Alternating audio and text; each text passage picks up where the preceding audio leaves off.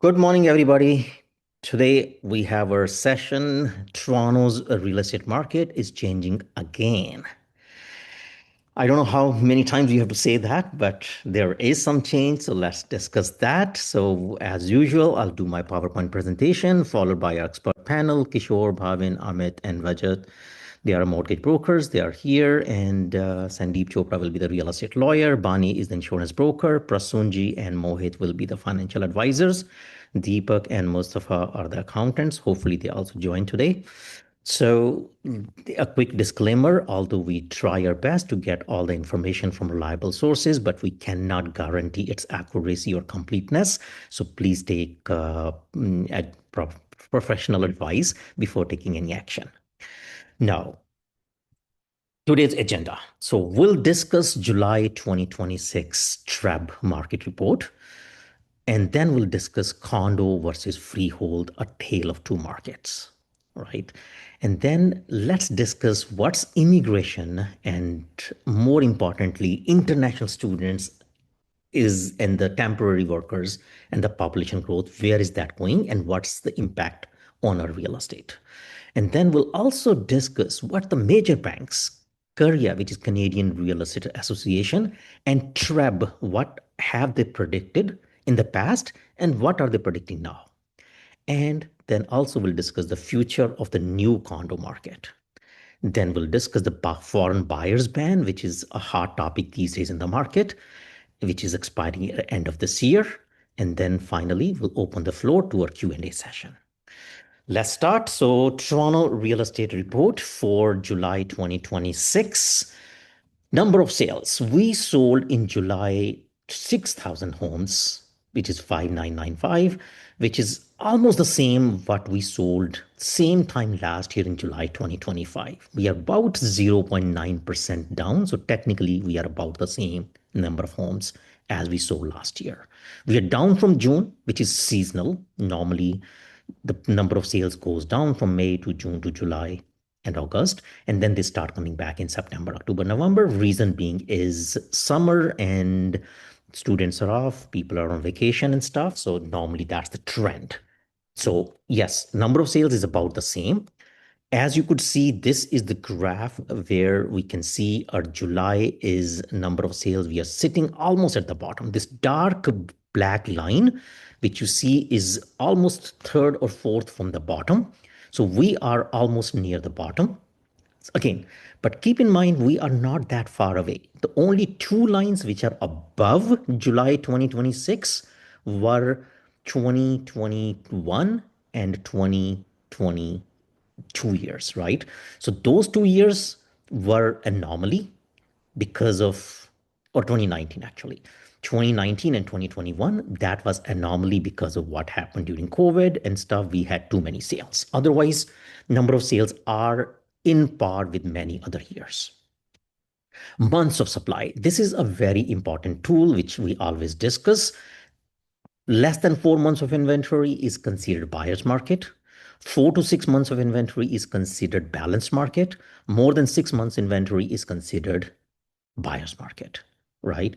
So we are right now at 4.4 months of inventory. Last year at the same time, we were at 4.9 months of inventory, which means we are still in the balanced sector, but we are going more towards the seller's market. Under 4, it starts becoming buyer's market. And we'll look into that a little bit later in the presentation. So this is again showing how many homes we have available to sell. We are next from second from the top. This dark line is 2026. So July 2026, we have about 26,000 homes to sell, which is lesser than 2025. So we are about 12% below 2025 in the inventory. So we have less inventory to sell, same number of homes we sold, which means the market is getting more and more tight. We are still way more than many other years. Our number of sales are still less, we understand, but we are going in the right direction. This is the average sale price. Average sale price is now sitting about $1 million, so 1,003,000 or 4,000, which is almost 4.5% below same time last year. So we are still dropping prices. We almost lost $50,000 in a year, right? So which is almost 4.5% down from last year, which is again a trend which is keep on going up and down. I'm not overly worried about this. So the prices are soft. We all understand. Prices are lagging indicator, right? Supply and number of sales is the leading indicator. So once the sales will come back, prices will slowly but surely come back. So if we look into the prices graph year over year, so again, this dark line, July, we are sitting almost near the bottom. So as compared to last 4 or 5 years, we are low. We are definitely more than this light blue line, which is, or blue line, which is 2019. So compared to 2019, we are still way ahead. But yes, we are below 2020, 21, 22, 23, 24, 25, all those years, right? Prices are still dropping, but most experts are saying we are near the bottom. And we'll discuss that later. This is a graph showing number of homes available to sell and actual sales, right? So as you could see, the dark uh, black line is 2025 listings, and this light blue line near the bottom is 2025 sales. Dark red line is 2026 listings, and dark blue line or bright blue line is 2026 sales. So let's compare for last 2 or 3 months. If you look into May, June, July, as you could see, the dark line, which was listings, are now getting lower and lower, which is trend normally happens. And dark red line is also coming down. So, but the main thing you have to keep in mind is our number of sales is almost consistent with the last year. So if we compare, say, for example, July, our listings inventory has come down from 30,000 or above 30,000 to closer to 26,000, whereas the number of sales is about the same. So we are selling the same number of homes, but we have less homes to sell, meaning market is getting tighter. That's why most experts are predicting that we are getting closer to the bottom. And this is not 1 month. This is happening for the last 4 or 5 months in a row. So that's a trend which started changing from January. If you see in January, February, we were having about the same inventory or even a little bit more inventory than last year. But from March onward, our inventory is dropping, but our number of sales is actually same or even a little bit more than last year. So that's why inventory is decreasing, number of sales are increasing, and that's why we are predicting, or TRREB is predicting, CREA is predicting, most institutions are predicting that we are closer to the bottom. That's a generic statement, right? Now, this is highlight. 6,000 homes sold in July. Total new listings were only 15,000. Now, new listings are actually 17.8% below last year. So new listings means any homes listed in the last 1 month. They are much less. Active listing means all the homes which were also the homes which were not sold from the prior month added to the inventory plus the new homes. So the active listings are down 12%, new listings down 17.5% or 18%. So that's the story, that market is getting tight. And average price, as we said, is about $1 million. We are about 4.5% below. Now, ultimately, what it means is the pricing remains the key to success. What homes are selling? Homes which are priced well in today's market, they are moving, they are selling. Our priced homes are not moving. Market is becoming more balanced. Prices are still struggling, as we know, right? But confidence is the key. Ultimately, once the confidence comes back, because economic data is getting better, right? We'll discuss that later in the session. So that will be the key. Ultimately, that will take the market into a better sector or better direction. Now, let's discuss condos versus freehold, a tale of two markets. Now, we all know that not every home type moves the same way. This is July. As compared to last year, average sale price, which we said is 4.5% down, we just saw in the last slide or the last couple of slides. Average sale price for different type of homes is different. Detached homes are about 4.5% below, which is in trend with the overall average. But semis dropped 7.4%. Townhomes dropped almost 4%, and condos only dropped 2.3% year over year. That's anomaly. We are saying condos are the pain point, but price-wise, condos prices did not drop that much this July as compared to July last year. And the reason being is condos are already at a very, very low price. They have already dropped much, much more than other sectors. So that's one of the reason. Also, number of sales in condos are still very low. Keep that in mind. Now, if we look into the inventory wise, this is the actual thing which I always say inventory is the leading indicator. Now, if you look into the detached, we are 4.4 months of inventory, right? So how the inventory is calculated, we divide active listings by the number of sales. That gives us months of inventory. So detached homes month of inventory is 4.4. Sammy's month of inventory is 2.3. Townhomes months of inventory is 3.4, and condos months of inventory is 5.3. Now, as I mentioned before, anything under 4 is considered seller's market. 4 to 6 months is balanced market, and less than or more than 6 months is the buyer's market. Now, actually, even the condos are not in the buyer's market inventory wise. So condos are also getting into the fair direction, but still condo inventory is more towards the buyer's market, whereas detached is almost balanced. Sammys and towns are definitely in the seller's market. So prices, that's why we are saying, or most experts are saying, that prices for freehold has already or almost reached the bottom, or we are near the bottom.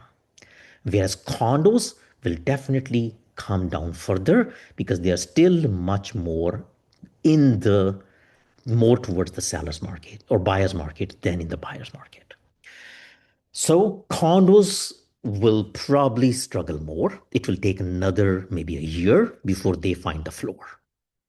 So this is the same information in the bar graphs showing months of inventory. So detached 4.4. As we said, Sammys and townhomes definitely in the seller's market under 4, and condos more than 5. There was a time, if you remember, in last few slides we have done it, we were almost like more than 8 months of inventory for condos. From there, we are down to almost 5 months of inventory. So definitely condos are also going in the right direction. It will take definitely a little more time before they get better, but they are going in the right direction as well. Now, again, even within Toronto, within the same type of properties, different areas and different neighborhoods also work differently. This is the graph showing that. If we look into Toronto West versus Toronto Central versus Toronto East, and this is Toronto only, I just want to do a comparison. And when we say Toronto West, we mean to say like the west part of Toronto, like High Park or Junction or Blue West, that type of area. And Toronto Central is sort of say Lawrence Park or Bridle Path or those type of areas like middle of Toronto. And Toronto East is like beaches or Riverdale, that side of the area. Not Scarborough, we are calling Toronto East only, right? So all out of these three segments, if you look into months of inventory, is more in Toronto Central. Like Toronto West has 4.3 months of inventory. Toronto Central has 5.2 months of inventory, and Toronto East has 3.6 months of inventory. Because Toronto East has least inventory, their average sale price is 101%. And Toronto Central has 5 months of inventory, their average sale price is 96%. And Toronto West has 4.3 months of inventory, their average sale price is 98%. So it is showing that more the inventory, lesser the price you get. Lesser the inventory, once it go below 4 months, the prices become very tight. So houses sell normally very close to the asking prices. And actually in Toronto East sector, like those beaches area, lot of houses are still selling into multiple offers now. And average listing days of the market is again reflective of the same. As less inventory, houses sell quickly, right? And the more inventory, like 5.2, they takes the most time to sell. So that's just showing how different areas, different neighborhoods work differently, right? Now, let's now discuss the next topic, which is immigration. And let's also discuss the temporary workers. Canada's population is actually declining.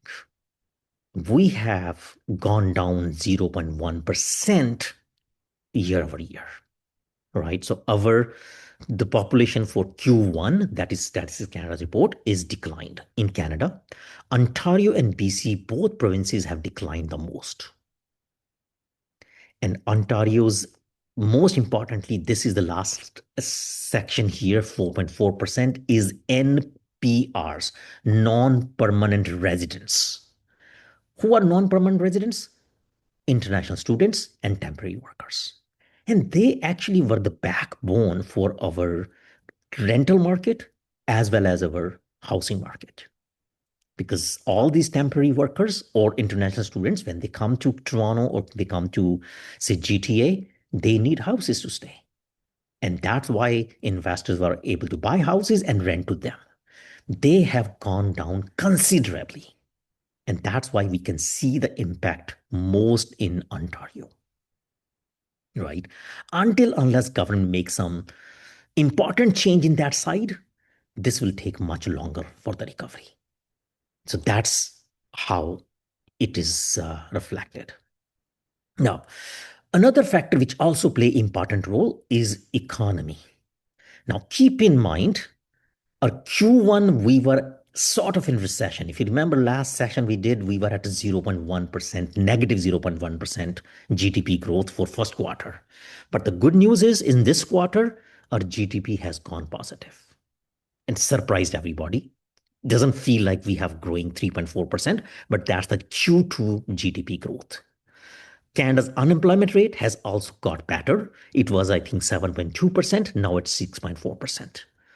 And inflation is about 2.8%. So economy and borrowing costs, economy and other indicators are getting in the right direction. So because economy is showing some strength, our market is also tightening. So these are the right signals based on what a lot of experts are calling the floor. Our overnight banking rate is sitting at 2.25% for quite some time now, right? Now, let's also discuss what's the major banks and other institutions like CREA and TRREB are predicting where the market is heading.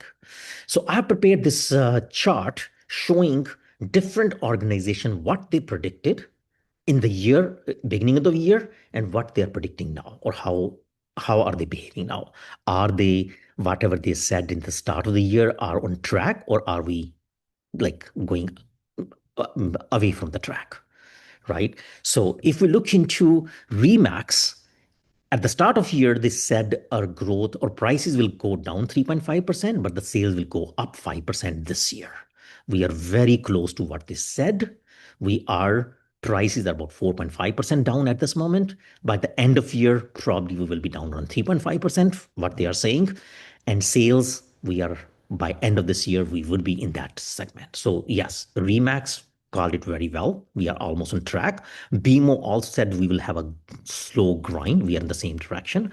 Similarly, CIBC and Scotia, they both said we'll have slow start to this year, but second half will be better. And it's actually going in the same direction, whatever they predicted. And Royal LePage actually was more bearish in the beginning. They said we will have 4.5% year over year price forecast, which is on track. But they also said our number of sales will be down. So now they have changed. They're saying instead of 4.5% by the end of this year, will be 2% down year over year. So they have revised their prediction from 4.5% to 2%. What other institutions said which did not work out well? Canadian Real Estate Association earlier said we would have a good start of the year, which didn't happen, but they are saying now the second part will be better. Especially for Ontario, it didn't go as per what they predicted. Similarly, RBC was expecting better recovery, which didn't happen, right? But we are getting back to recovery now, right? CME and TRREB, they were predicting better sales even in the first half, and second half will definitely see improvement. So yes, our first half was not as per their whatever they called, but now both of them, like TD and TREB, both of them saying second half will actually be better, and it will take probably another up to 2028 for the condos to get better as per TD, right? So all these are predictions. These are predictions from these institutions. They may or may not actually go as per predictions because they do educated guess. So we have to take with a pinch of salt, right? But most institutions are still saying second half will be better, and it is actually going on track. Now, what's the future of the new condo market? That's another elephant in the room which we need to address because that's what's the biggest story or biggest losing story in real estate industry. That's the biggest negative asset we have. So interestingly, we sold 700 homes in second quarter of 2026. We sold 702 condos actually, which is 52% better than same time last year, which seems very good. But actually, if you look into the macro level, it's still 86% below the average for the last 10 years because 700 is a very, very low number. And you know why we have 700 sales even in Q2? Most of these sales were the builder's inventory, which is now selling because of that HST rebate and the bulk buying, which we have already discussed and we'll discuss a little bit more, that because of that HST rebate, which the government have just introduced in April of this year, and also because of the bulk buying, which is happening by two big institutions, those inventory is getting sold. And that's why it's reflecting here that 700 homes have been sold or new condos have been sold. Right. We still have about 4,300 condos which are sitting unsold. Based upon the current number of sales per month, that has 92 months of inventory. I'm just giving a pause because I want you to understand 92 months of inventory. We say 4 to 6 months is balanced, more than 6 months is buyer's market. Here we have 92 months of inventory. Why we say 92? Because we sold 700 homes in quarter, right? So based upon that, whatever homes are selling, it means would it take almost 7 to 8 years for this inventory to go? No. Reason being, now because of whatever new measure has been introduced, that HST rebate and that bulk buying, this inventory will go fast. So it seems a lot, but 4,300 is not a huge number. Once these institutions who are spending almost $2 billion to buy these condos, a lot of these condos will go away. Now, rental market is also showing some strength this quarter. Again, I know a lot of my audience here, our audience here is also investors, and we do a lot of leases, as you all know. We can also feel that second quarter, we are able to lease units at a much better price or a better price than what it was leased last year even. So prices are holding similar or better for this quarter. This may be a small blip. I don't want to call that we have reached the bottom in the rental market as well, but we at this moment seems like that we are getting better rents now as compared to a couple of months back, 3, 4 months back, right? And this could also be seasonal, very normal, because in September, there's a mad rush. A lot of people come to Toronto, come to downtown, come to Even students come to universities and people actually move during this time of the year. So that's normally always a busy year, but still it's better than same time last year, which is a healthy sign, right?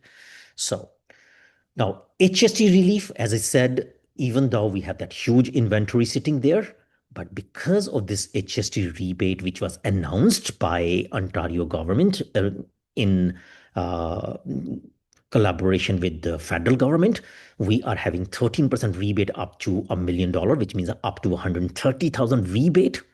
So this window is from April 2026 till March 2027, March 31st, 2027, and it's applicable to everybody, not only first-time buyers, anybody. That's why all these inventory, new construction inventory, what we are seeing is actually a big relief for that new construction, especially for the condo, right? Now, also, as we discussed, now this is just the rebate explained a little bit more. If anybody wants to know how this rebate works for a different price point, please contact us. We can explain that, or our lawyers do a very good job in explaining that as well. Now, bulk buying is the story. That's actually helping the condo market. The new construction or the new condo market, which was struggling, this bulk buying, which out of which 1.3 billion is from this high art, which is actually a government funded organization. 300 million is funded by the Ontario government, remaining about a million like dollar is coming from, or $1 billion, sorry. Remaining $1 billion is coming from the banks. So total $1.3 billion is being funded into new condos or new construction inventory. They are absorbing that. So 2,200 units out of this, as per the Ontario government, will come back into the rentals market. So that's why Ontario government said we are giving this 300 million because we want to increase the rental supply, right? So that's their way of selling this story, because they gave a huge money to someone. Probably they know that person. They have some back window deal. So we don't want to comment on that too much. And then the Jester Group, which is also investing $500 million, $500 million. They are investing into acquisition of Toronto downtown condo specifically. And that's purely a business decision. They feel the prices are at such a low point now. And with this HST rebate, it's a very sweet spot. So they are absorbing this inventory. So that's why we are saying all this will help the new condo market, which was struggling a lot, right? Especially the existing inventory. So this is how the new condo pipeline will probably come out of this like downturn. So unsold units are getting absorbed. Developers will get some money back, so their capital is freed and their balance sheet is improving. So then slowly, but they will again start launching some new projects, and future projects will come down the line. But at this moment, there's no future projects which are being launched, especially for condos. Keep that in mind. Ultimately, this is how the turning point would be for the condo sector. Buyer's incentive is the biggest support, and the institutional demand, that bulk buyers, right? And the supply, the response, ultimately, if that take away the supply, then the supply will also become lesser. That will help the market. And then ultimately developers' liquidity will become better, and maybe they will launch some new projects. So this is how the new condo market can come out of this like downturn. Now, let's discuss the foreign buyer ban, which, as we said, is expiring at the end of this year. Now, foreign buyers, this ban was introduced in 2022 or 2023, actually, and then was for 1 year. And then it was again extended for 2 more years in 2024. So it's actually expiring at the end of this 2026. So January 1st, 2027, there won't be any ban if they don't introduce any new or extend this ban. Right. Now, what is the ban? The foreign buyer ban means no foreigner, doesn't matter whether they are here already or whatever, no foreigner is allowed to buy a house in Canada, right? Till end of 2026. So because of that, a lot of experts feel that a lot of money which could be invested into housing market is not coming in. And probably that's why there's a pressure on the government to not extend this ban. So they may either not extend it at all, or they may come out with a newer type of ban where foreigners would be allowed to buy new construction homes, but not the resale homes, like the Australia model, right? Australia has that type of model already in place. So again, at this moment, nothing has been announced. So we'll keep in mind. So, but if the ban doesn't come back, would it open the floodgates? Don't expect that. It's not that people are waiting just on the border and saying, as soon as the ban goes away, we're going to jump in and buy like tons of homes in Canada, or Canadian homes are so cheap. No. But yes, still there are a lot of people who do want to invest in Canada. So there would be definitely some investment, some good investment if the ban goes away. So it will help, but it's not going to be a floodgate, right? So that's how it is. Now, what you should do if you're a buyer and you want, should you buy now or should you wait? So if you're a buyer and thinking of buying for next 5 to 10 years, meaning you're buying a home and you're going to live in that house for next 5 to 10 years, definitely go ahead and buy it now, because you can comfort as long as you're comfortable price wise, right? Because properties now, especially that freehold segment, is near the bottom. Their inventory is tightening. We still have a lot of motivated sellers in the market, so you can negotiate better the conditions as well as the prices. But once that becomes more tight, then your negotiation power will go away, and we may not drop too much in prices anymore. So that's for the buyers if you are buying for the next 5 to 10 years. But if you feel your job is still uncertain, you do not want to hold for a long time, and you're overstretching, or you're buying into some weak segment like condos, then you can still wait a little. You can wait, right? So you need to be selective. So this is what you should be doing. Now, what we are watching into the fall 2026, we are definitely going to watch how the supply will continue. As we said, right now, the story for the month of July was the supply. We are shrinking, supply is shrinking. We gone down, new inventory gone down 18%, new listings. And overall inventory gone down 12%. Homes are about the same number of sales. If that trend continues into next 2, 3 months into fall, definitely it will become the definitely the floor will be there, and we would start slowly getting better. Months of inventory by neighborhood and property type, keep that an eye on this. As we discussed, not when we call this numbers, overall numbers, that is whole GTA. But different neighborhoods and different property types behave differently, as we have discussed. So keep that into mind, and we would keep track of that as well.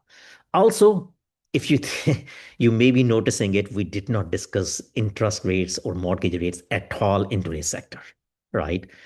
So, but don't worry, we have our mortgage brokers here. We'll definitely discuss that with them. But overall, mortgage rates have not moved. The Bank of Canada's rate has not moved. And that's probably the reason we did not discuss that too much. Employment and economy, we definitely need to keep an eye on that, because employment has definitely improved in the last couple of months. Economy has also improved, right? But also keep in mind, we are right now dealing with that CUSMA, whatever, that trade with US, Canada, Mexico is going on. We are dealing with that, and still there's a lot of uncertainty. We have to keep an eye into that, how that pans out. And then completed new condo inventory, bulk purchases and incentives. We'll keep an eye on that, how that goes. And finally, we'll definitely keep an eye on Ottawa's foreign buyers ban, whether they completely take it off or they change it. So that will definitely have some impact. So that's what we're going to watch. So ultimately, why we are calling it is a turning point. ultimately, keep in mind, GTA is not one market. Different segments, different locations have different impact. July resale conditions are tightening. Listings are falling much faster than, and the sales are about the same. So that's the story. That's why it's turning point. Freehold competition has already come back. Definitely, freehold segment is not into buyer's territory anymore. It's more into balanced or seller's territory. So keep that into mind. And condos are still the biggest stress point, especially the new construction condos, right? Even after Q2 improvement, we are still way more to go. And for serious buyers, this is your opportunity. Negotiate the property which is in front of you. Do not wait for 6 more months because we don't know at that time if it becomes very tight market, there may not be any negotiations left. And you may not be able to find the right house as well. So that's our session for today. Now, for more information, you can contact one of us and we can definitely help you into analyze into your personal situation. And now we'll open the floor for a Q&A session. We'll definitely discuss mortgage rates, interest rates, and we'll discuss buying strategies or any type of questions you have. Please go ahead and ask. Thank you. Great. Thank you, everybody. Thank you for being patient. And I know many of you would have some questions for our expert panel. But before you start asking your questions, let me also ask our expert panel, especially our mortgage brokers, what do you see coming, especially with the bond rate? Because we only can say definitely our Bank of Canada rate is almost stable, and we don't see any big reason to change too much, except that Iran, US war, whatever is happening and changing every day, the dynamics. But overall, the dynamics haven't changed much in the last few months, and economy has shown some strength. So do you guys see Bank of Canada making any move? And where are the bond rates and ultimately the fixed rates going in? So, Kishore, do you want to take the floor? Sure, I can give this a shot. So it's funny you mentioned bond deals. That's the talk of the day at work because bond deals have been surging recently. But that being said, I think we've established a new normal, Sam. The rates have been around this position for almost 18 months to 24 months, and it's very similar to pre-COVID rates, right? Sorry, it's very similar to pre-COVID rates. So it's it's yeah, I don't see Bank of Canada making any big moves. That's just my prediction. Again, you can take the poll again at the end of the call and see what others say. Okay, fair enough. Bhavin, do you want to take a call, my friend? Sam, I think I don't have any magic wand, but it seems like we are stable for now in terms of rates because of, as you mentioned, CUSMA is one of the things that is holding Bank of Canada back as well. So I guess at least for end of this year, we are at where we are. Even if there was some commentary on rates going up, they were still talking about 25 cents or 50 cents by end of next year, right? So again, it's not that drastic. So I think we are where we are at this point. It's where we are, yeah. Fair enough. Good. Great. Anybody else? Anyone want to take a call on this one? Or anybody wants to ask a question about this rate from our expert panel? Again, I know it will be repetitive. We always ask on every session. But let me still ask. You know what I'm going to say. Fixed versus variable. People are asking that question. They still ask me. A lot of people are renewing their mortgages. As you know, a lot of renewal cliff is still there, right? And there's a talk in media that we are still having the biggest mortgage renewal cliff going on. And a lot of people are going through that challenge. So what do you see And what do you recommend? Again, Kishore and Bhavin, I would. Sam, my position's always the same. Variable, statistically speaking, is a superior product. However, it comes with a risk, right? And you have to mitigate that risk. So if you could plan, even if the rates went up by 1% or 1.5%, you'll still be comfortable. It wouldn't materially impact your life, then it makes sense. But if you want predictability, you cannot absorb these kind of shocks, then fix is the way to go. Fair enough. Bhavin, your call. Uh, Sam, I think every client, even everyone in this room's finances are different. Um, I'm always a variable person as well. My personal mortgage is also variable. What I'm myself doing is I'm hedging. My rates are around that below 4%, but I'm paying as per 4.5%. I'm already hedging 50 cents, 75 cents higher.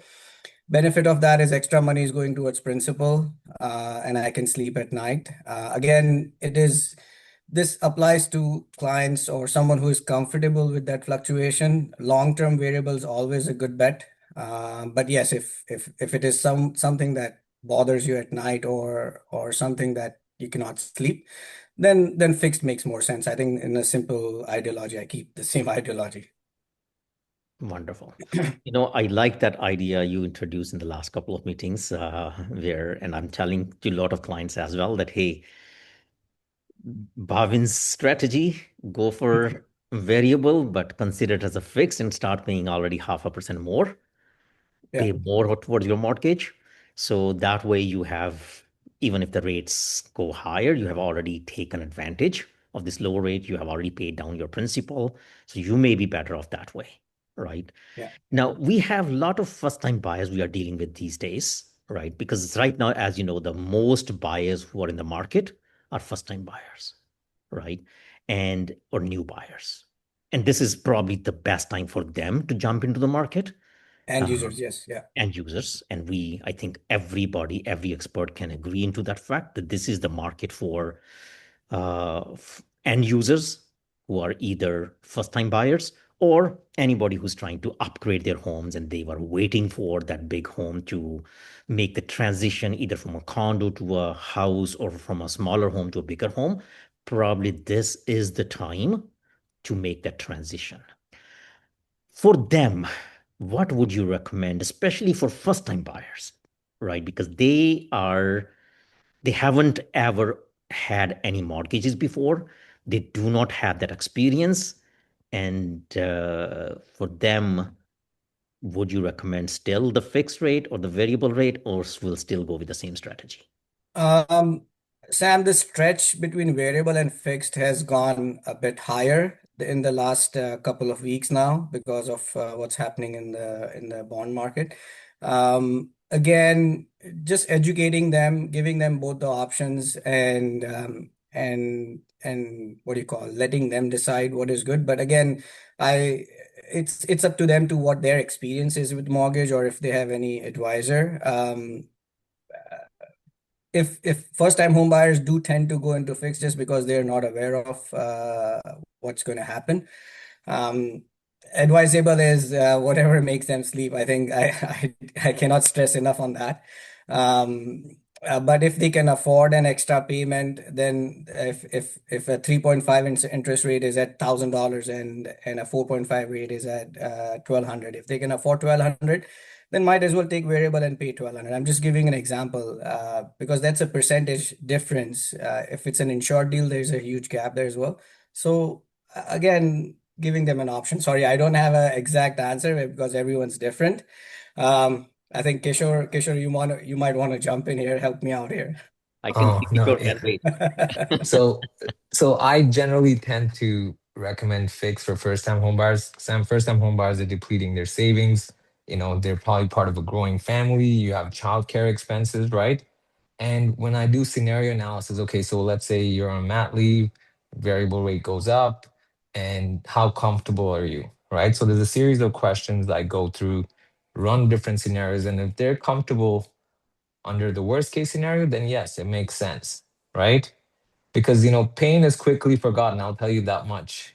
3 4 years ago, the calls I was getting, people would swear that they'll never take variable, and those people come back today and they say, I want to take variable again, right? Yeah, yeah. I think one thing we all can agree upon, I know it's very, very difficult to say that, especially on a public platform, but I'm still going to say I don't think we will have the similar type of rate growth or rate shock, I should say, right? Yeah, Variable versus fixed, like until unless again something happens yeah. dramatically, which we cannot see and we don't know, right? Mhm. But again, you cannot make your decision based on any like knowns, right? So the way the market is, the way the things are, and we don't see any scenario where the bank will have to raise the rates that drastically that from one they have 2%, the rates will jump to 6%, 6.5%, 7%. There, Would you there. agree that that was anomaly? I do, but you know what? We are in a new age, Sam, with this AI taking over, industries changing how they do business, right? Uh, again, us being in the penalty box with the US. And so in this period of uncertainty, I tend to lean more with safety. Look, when everything is growing, everything is good, life is good, you know what? Roll the dice, take a calculated risk. But when we're in this mode, yeah, that again, it's just a personal philosophy. I'm just more conservative, right? Fair enough. No, thank you. I definitely want to understand your point of view and everybody's point of view. And again, as you said, everybody, one size cannot fit all. Everybody's Yeah, different. We have yeah, to definitely first look into your own situation and understand your risk appetite and how much you have room to maneuver if the rates change. And on the same topic, I probably want to ask another question about defaults.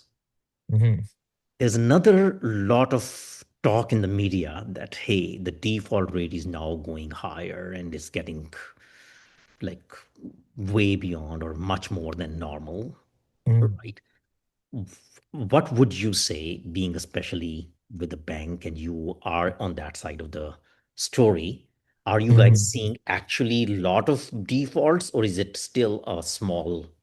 So it's one of those things where our historically our defaults and delinquency rates were so low, Sam, like call it 0.2%, that even if it goes to 0.3%, people will say it's a 60, it's almost a 60% jump, right?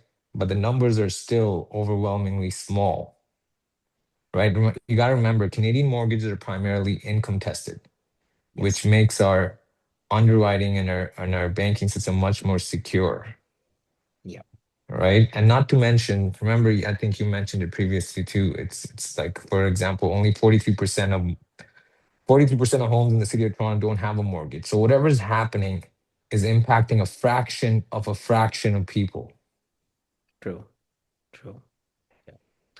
And as you said, you know what? It's I think Canada is still the envy of the world in the default rates because we are still the lowest 100%. default rates in the world, if I'm correct. 100%. I Right. agree.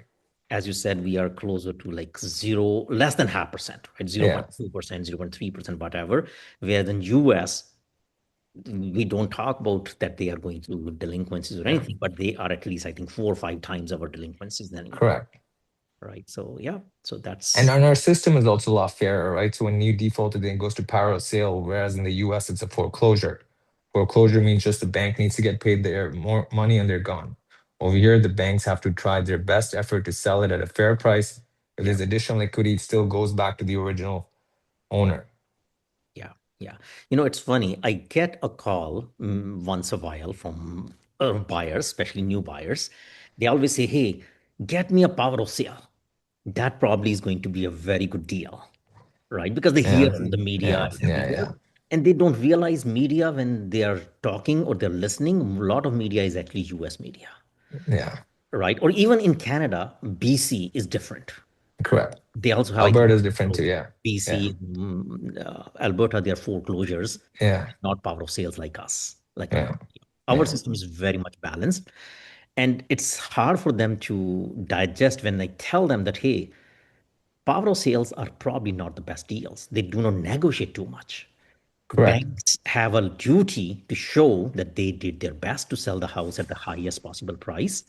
So for Correct. that reason, my formula normally I see, and this is from experience, I can say that normally banks do not take less than 95% of their asking price. There's some truth Normally to they would that. not, yeah, normally they would not like negotiate more than 5% on the asking price. They would rather wait, reduce the price, and then take the lower offer. Correct. That's normally how they do it. And sometimes it's difficult for buyers to understand. But yeah, Yeah. great. I think that was a very good discussion. Thank you, Kishore. Thank you, Bhavin. Any questions from the audience? I have one question. It's more not like a question to answer, but just so I remember like 3, 4 years or maybe 3 years back, there was in your seminar itself, we heard about the shortage of housing. You probably might remember. Now we see that the condo has got 92 months of inventory specifically. And I also look at some social media news and even sometimes talk to some younger generation. I do keep on hearing that they don't even bother to actually buy. They just say, we just continue renting, and they might think that maybe the delta which they have, they might invest somewhere rather than buying a property. So with all this, 3 years back we had shortage. Now we have 92 months of inventory, specifically on the condo side. And younger generations are sometimes they just don't even think about buying anything. Just we'll just continue renting. What do you think about these three different aspects of the realty industry? Very good comment and question, and I appreciate your memory. We were not far back. We were all saying, everybody was saying, Ontario government and bank, like federal government, everybody was trying to put a stress that we are having acute shortage of houses, right? Now, a couple of things have changed. One, our immigration policy and population has considerably changed. We were all factoring in that the rate at which we are growing, based on that growth, by 2030, we would be 1 million houses short. I still remember that slide, and it's Yeah. it's still in my mind when we used to say by 2030 we'll be 1 million houses short, right? Yeah, in fact, in Toronto, I also remember in Toronto, they also made a bylaw that you can actually have 4 families in a duplex or something. Fourplex, There was a yeah. something was there, They and have I guess made huge yeah, changes to yeah, have multiple residencies in the one house. Actually, they have not 4, they are now 6. You can make up to 6plex in a house, especially based on all other factors, but you can go up to 6plex. So that was for the same reason. It's not that the problem has gone away or eventually suddenly we have so many homes. As you mentioned, right now it's the difference in the mindset. A lot of people, rather than buying, are going towards rental. And if you also remember, there was also a session in which we said Canada is now becoming more of a rental rental nation. country, a rental nation, Yeah, rather than being a owner, because we as Canadians take pride in ownership, right? Now, people are actually saying, no, I don't want to own a house, especially the youngsters, as you said. Let me just rent for next 5 years, 10 years. I don't even care. Or even for my whole life, some people think that way and invest delta somewhere else, right? It's, I would say this shift is temporary, right? Because right now, housing is in such a low point, people feel investing in houses is not good. I still feel housing investment is probably one of the best investment overall, right? Especially when you buy your home, you live in that home, you enjoy the home, you have certainty that this is your home for next 10, 15, 20 years, forever. Whenever you want to live there, you can enjoy the backyard with family and all those things. And the appreciation overall, if you own a house for that type of a period, not short term, like couple of years, like 10, 15, 20 years, there'll be definitely still a huge growth, and all that growth will be tax-free. Keep that in mind. It's only vehicle that allows you tax-free growth. So slowly it will come back. And to last point, which you said 92 months of inventory, as it simply mentioned in that slide as well. Yes, we can say we have 92 months of inventory on the new condo sector. That's a sector no one wants to touch at this moment. But if you go into a resale segment, we are again going back into the balance segment or more of a seller segment, right? And new condos inventory would be absorbed, right, by these institutions or whatever. And let's be honest, most of the new homes were built not for end users or new condos, they were mostly built for investors, right? So those are the story. Fair enough. Thank you. Very good questions, Sam. And anybody else having any other question which they want to ask our expert panel? Thanks, Sam. Thank you. Sam, hi Sam. Yes, hi. I think the question is for you. Okay. It's very interesting what you included in your presentation that there are two big groups buying the condos. Yes. So do you think those condos that they're buying, eventually they're holding it to bring it back to the market when it kind of picks up, or do you think those buyings are just for investment and rental purposes? Because I know you and also the other person who just mentioned that people the trend is like, especially the young generation, they're renting. So do you think there maybe those big condos that are out there probably convert their property to rental properties versus like, I mean, are you predicting that? Like, I just wanted to just get your feedback on those two things. Very interesting to hear what's happening in the market from that aspect. Deepak, very good question, my friend. Now, these two bulk buyers right now, which we are in Ontario, their main goal is the reason they are investing this huge money, 1.3 billion from one group and $500 million from the second group, so close to $2 billion is being injected into the condo sector only, right? Mm-hmm. They are calling it, especially the Justice Group, their CEO has openly announced that this is not a social activity. They are not trying to help the rental market. They are not trying to being nice. They said they see a good opportunity for them as a business.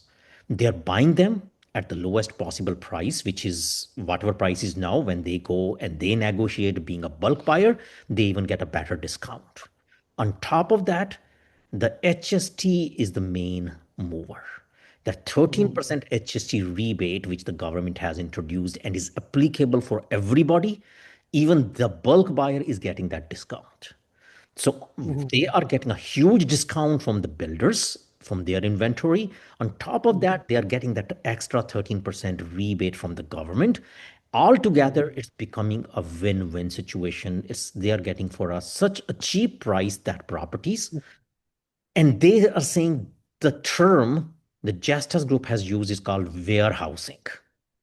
So they are saying we are not buying it to keep it forever. We are doing a warehousing, meaning we are storing it or keeping it for X number of years. And they feel that probably by late this decade, by 2930, the market will be at a point where they can offset this inventory and sell it and make profit. So ultimately, their goal is to again make profit. So even the other group is probably going to make profit, even though Ontario government is saying they want to help the rental market, which it will help the rental market for some time for sure. Okay. Yeah, that's good to know. I mean, eventually, I mean, if it's done by corporate level, obviously, I feel that this inventory will come back, but I think it will just help temporarily, right, to boost the economy. Yeah, no, definitely. Thank you. It's a good boost to the as Yeah, well. the reason that I'm bringing this up, like, I mean, it's important to discuss that point as well. I was sitting on a board for one of the condo, and we have City of Toronto approached the building because the developer had 30 condos still left in the condominium, and City of Toronto came in to see all these 30 condos to buy a bulk purchase, and management was a little concerned if they use this for what do you call it? Social housing. The low, yeah. So for that community, which kind of brings the value for your investment down as well, because then you don't know who's coming in. Yep. So we were a little afraid. So I was thinking of this maybe when the government is being interfering or partnering with the group. So maybe they have this intention. Yeah, but you never know. Absolutely. And unfortunately, when the government tries to take something into their hands, we all know how it ends up, right? So government, I'm sorry, but we can see the history. Anything when the government puts their hand on, even for the construction, you might be hearing this news in BC. They are also buying more than 2,000 units directly, and they are going to put that into low rental. That's their goal, right? The reason some people say it's a good move, because if they have to build the same condos, they will be spending probably 1.5 times the money to build those units. So at least they're buying at whatever price will be cheaper than if they build, because government, when they build anything they do, their bills are always much higher. That's for another day. Thank you. Thank you, Yeah, Deepak. thank you. Thank you, sir. Yeah, I think there's another question Prasun Yeah. has asked. Out of curiosity, how is HST being calculated? Okay. That's a very good question, Prasunji. The HST rebate, I believe you're talking about. I think Sandeepji is still in the session. Sandeepji, would you please take that question? How the HST rebate is calculated?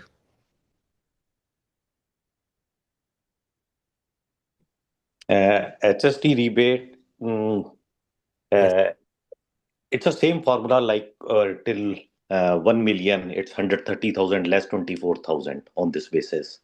Yep. So HST, and after that, it remains 130,000 less 24, which is previous rebate builder is getting from the CRA. Yep. Yeah. So, Prasunji, the rebate is 13%. And what Sandeepji is trying to say is we still say everybody think 13%, but everybody's forgetting that there was already a rebate of up to 24,000 already in place, right? So when the government announced 13% rebate, is not additional 13%, is 13% including that 24,000. For Yeah. example, say if you are buying a house, say for $1 million, so the rebate is not 130,000 new rebate. The total rebate is 130,000, but because there was a 24,000 rebate already in place, so the new rebate will give you additional 106,000. Right. So that's how it's calculated. It's 13%. If it's 700,000, then 13% of 700 is 91,000 minus 24. That's a new rebate. Yeah. And anything above $1 million, the rebate freezes. It doesn't increase. It remains the same, right? Up to 1.5 million. And I believe after 1.5 million, it goes negative, right? It becomes, at some point, becomes zero, correct? Yes. Yeah. So that's how the formula is. So yeah. So, but again, How about how about the old condos? That's what the question is. no, the HST rebate does not apply for resale. It's only for a brand new property sold by the developer or the builder directly to the buyer during this period. Period is 1st April 2026 up to 31st March 2027. Anything bought before that, even if you bought from the builder, unfortunately does not qualify for the rebate, and resale does not qualify. I hope that was helpful. Ask Prasunji. He asked this Yeah. question. Great. So Okay, Prasunji, we that was time up. okay. Great. Thank you. Means Thank you. like if suppose somebody has purchased the condo of 600,000, he has to pay like $70,000-$80,000 in HST. It's already included in your purchase price. So that's what we have to keep in mind. Whatever price the builder has given you, or that price already includes HST, right? But if you are not an end user, you're an investor, you have to pay 24,000, that rebate portion extra, and you have to apply for that rebate to come back to you. It's still a swap. So there's no extra HST. So your price already includes all the HST. And if you're buying a resale, on resale, there's no HST, period. I get it. Perfect. Thank you. Thank you. Great. Good questions. And again, I know a lot of people may have some more questions in their mind, but if you have any more questions, please feel free to send it to us. We'll get it answered by our expert panel. Now, time is already 5 minutes or 7 minutes above 11, beyond our allotted time. So we would call this off today. And thank you, everybody, again. Thank you for sparing your Saturday morning with us. Appreciate your time, and we'll definitely keep it going. Yeah. And Thank you. have a nice weekend. Thank you, everyone. Thank you, Sam. Thanks, Neelam. Thanks. Okay. Thanks. Bye-bye.